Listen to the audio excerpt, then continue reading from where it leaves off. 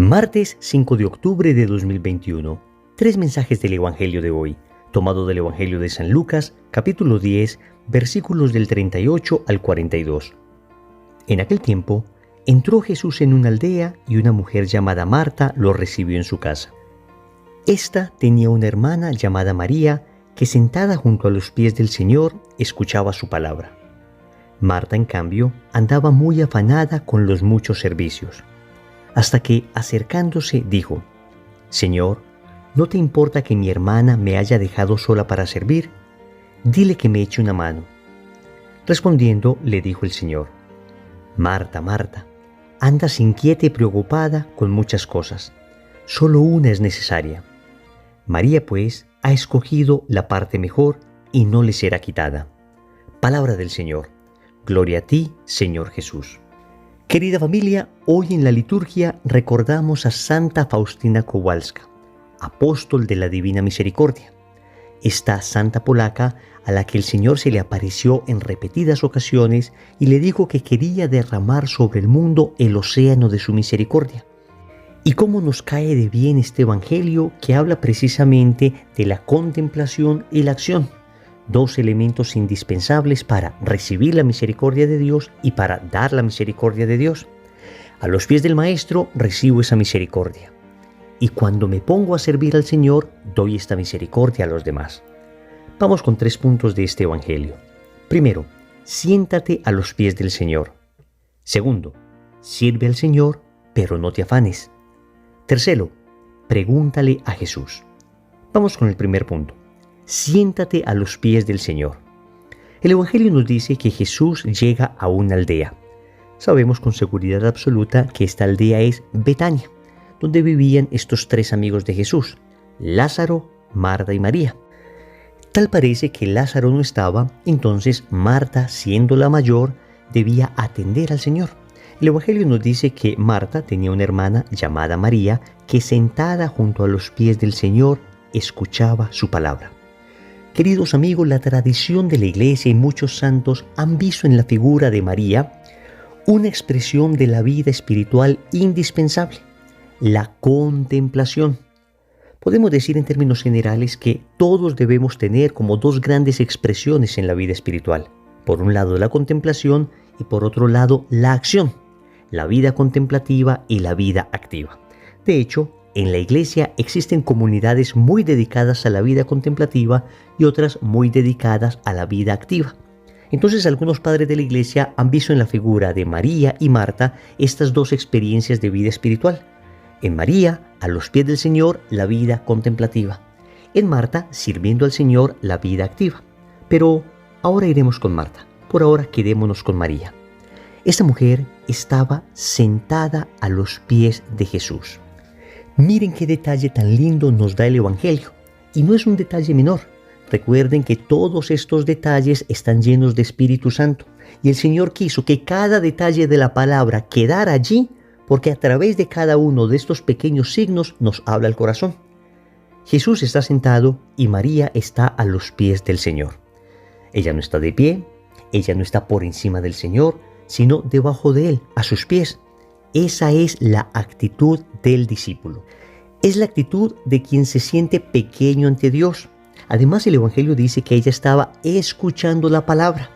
2 elementos entonces indispensables: estar a los pies de Jesús, es decir, la humildad, y la escucha de la palabra, el oído atento para obedecer esa palabra. El Señor dirá que esta es la única cosa necesaria, que esta es la mejor parte. Y aquí se está estableciendo un orden de jerarquía entre la vida activa y la vida contemplativa. La mejor parte siempre será la vida contemplativa, es decir, llenarse del Señor, estar frente a Él, pasar horas y horas adorándole en el Santísimo Sacramento, escuchando su palabra, leyendo aquello que nos hable de Él, en un diálogo fecundo y amoroso con el Señor, en la vida de oración. Estas son expresiones de la vida contemplativa.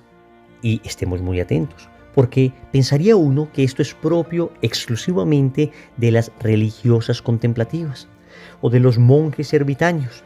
No, queridos amigos, Todos como cristianos estamos llamados a tener dentro de nosotros, en la base de nuestra relación con Dios, una vida profundamente contemplativa, una vida de entrega generosa, una vida de amor, una vida de oración, una vida de intimidad con el Señor. A esto se refería el Señor en Mateo capítulo 6, versículo 33, cuando decía: buscad primero el reino de Dios y su justicia, y todo lo demás se os dará por añadidura. Es decir, lo primero es contemplar al Señor, lo primero es enamorarnos de Él, todo lo demás viene por añadidura.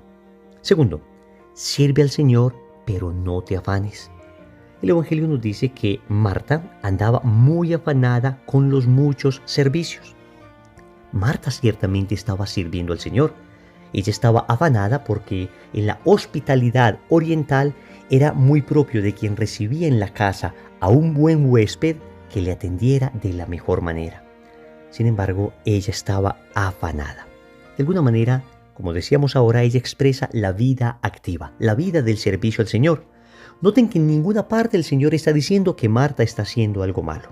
Lo único que dijo es que María estaba escogiendo la mejor parte. Pero Marta estaba haciendo algo bueno. Seguramente Jesús estaba con los 12 apóstoles. Sabemos que cuando Jesús llegaba a una casa, muchas otras personas llegaban allí. Y es una obra de caridad y de amor atender bien a la gente. El problema de Marta es que ella se afanaba.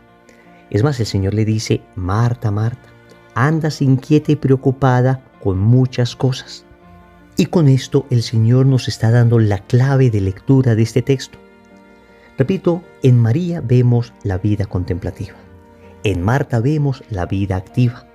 Y el Señor nos está advirtiendo: cuidado, que incluso al hacer el bien puedes terminar desviando tu corazón, puedes terminar alejándote de mí, puedes terminar cayendo en algo que se conoce como el activismo. Esto del activismo no es otra cosa que esforzarme mucho por hacer el bien, hacer obras de caridad, hacer obras de evangelización, hacer muchas obras externas en detrimento de mi vida espiritual.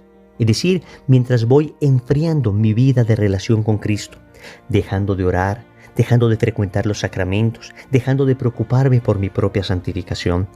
Entonces, la advertencia que Jesús hace a Marta es una advertencia que nos debemos tomar muy en serio, porque de alguna manera nosotros estamos muy inclinados a la actividad. La sociedad que nos tocó vivir, la cultura en que estamos, es una cultura muy de la productividad, muy de la eficacia. Entonces podemos caer en la tentación de trabajar, de hacer, de servir, de estar en las cosas que requieran trabajo externo, descuidando mucho el trabajo interior del alma. Esto en términos de apostolado, pero también en cualquier otra realidad de la vida. Todo en la vida necesita de contemplación y de acción, de unirme al Señor para alimentarme de Él y después ir a dar desbordantemente aquello de lo que el Señor me ha alimentado. Pensemos en esa madre de familia que tiene que estar pendiente de sus 3, de sus 4 hijos. Ella necesita momentos de oración para que, recibiendo la fuerza de Dios, pueda entregarse generosamente a sus hijos. Pensemos en el padre de familia que se pasa horas y horas en un trabajo duro, difícil, arduo. Debe sacar espacios para encontrarse con Dios y en esos espacios llenarse de la presencia de Cristo para luego seguirse desgastando por el bien de su familia. Y así podríamos aplicar estos principios del Evangelio a cualquier profesión y a cualquier estado de vida. Siempre para hacer el bien necesitamos primero llenarnos del bueno, que es Cristo. Siempre para dar amor debemos primero ir a la fuente del amor, que es nuestro Señor. Tercero, pregúntale a Jesús. A mí me parece que hay un detalle bellísimo en el Evangelio, y es cuando Marta le dice al Señor: ¿no te importa que mi hermana me haya dejado sola para servir? Dile que me eche una mano. Alguna persona podrá ver esto de mala manera, en dos extremos. Por una parte, podrá pensar que lo que está reclamando Marta es bastante justo y que Jesús debería haberle dicho: María, escucha a tu hermana, todos tienen que atender, ella está cargando con la responsabilidad sola, y eso tal vez nos parecería muy lógico. U otros podrían entender al otro extremo diciendo: ¿cómo es que Marta se atreve a hablarle así a Jesús? Cuando Jesús estaba viendo lo que estaba sucediendo y no estaba diciendo nada, y de alguna manera de forma indirecta estaba aprobando la actitud de María, que estaba sentada a sus pies. Pues queridos amigos, yo creo que la pregunta es genuina y válida. Y me parece que lo que hizo Marta fue lo correcto. Aunque ella estaba muy agitada, ella, en vez de regañar a su hermana María, en vez de gritarle en medio de todos, en vez de reclamarle, ella más bien prefirió ir a Jesús y aprender de él lo que ella debía hacer. Si nosotros hiciéramos esto que hizo Marta cada que tenemos algo contra alguien, si nosotros en cada situación de conflicto, de duda, en vez de actuar impulsivamente, primero le preguntáramos a Jesús, primero le dijéramos, Señor, ¿tú qué opinas de esto? Estoy seguro que nos equivocaríamos menos. Porque la visión de Cristo de la realidad es absolutamente distinta a la nuestra. Yo no dejo de recordar ese bellísimo pasaje del primer libro de Samuel en el capítulo 16, versículo 7, cuando el profeta llega ante los hijos de Jesé y encuentra a Eliab, el más grande, el más fuerte, humanamente hablando, el que Dios debía escoger. Y es que el rey Saúl había caído en desgracia por haber desobedecido al Señor, y entonces el Señor le había dicho a Samuel que ungiera un nuevo rey, y que ese rey iba a ser uno de los hijos de Jesé. Y entonces cuando Samuel llega y ve a Eliab, el más grande, el más fuerte, el más, entre comillas, propicio humanamente hablando, entonces Samuel dijo, este sin duda es el escogido del Señor. Pero miren lo que le responde el Señor a Samuel. No mires su apariencia ni su gran estatura, porque lo he descartado. Pues la mirada de Dios no es la del hombre. El hombre mira las apariencias, pero Yahvé mira el corazón. El pasaje concluye con la unción de David, el más pequeño ante los ojos de Samuel, pero el más grande ante los ojos de Dios.